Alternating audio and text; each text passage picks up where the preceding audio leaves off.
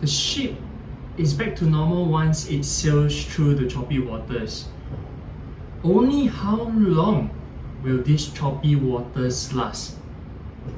Previously, I bought Suntec REIT for its Singapore assets and I sold it when its management started to sell its Singapore assets. For some intents that I can't understand. Yes, I bought and sold that easily because my initial reasons of owning Suntec REIT are not available anymore. So sell.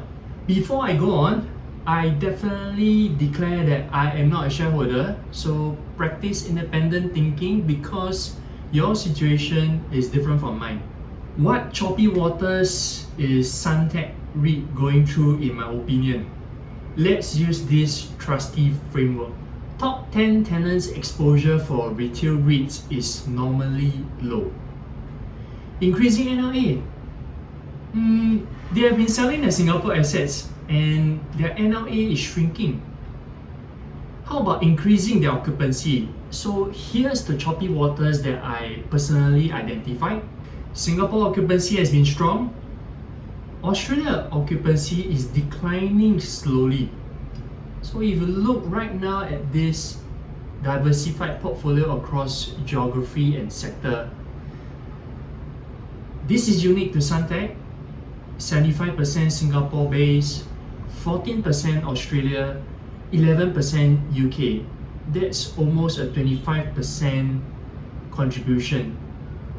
These two markets can move the needle significantly. My earlier videos on Suntec plus today's video are broken records on this point. The ship is only back to normal once it sails through the choppy waters. So my consideration is, how long will these choppy waters last? If you recall touch the break concept, first, do you work at Suntec City or do you even shop there? Second, do you visit those properties in Australia? Third, do you visit those properties in UK? Hopefully you aren't seasick yet, and if you are, could you ask the management, when will the choppy waters end?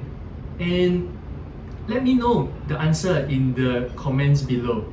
If you're thinking of putting a retail REIT in your portfolio, probably you might want to watch this why I only selected these two REITs, and I'm biased because I think these two REITs are sufficient.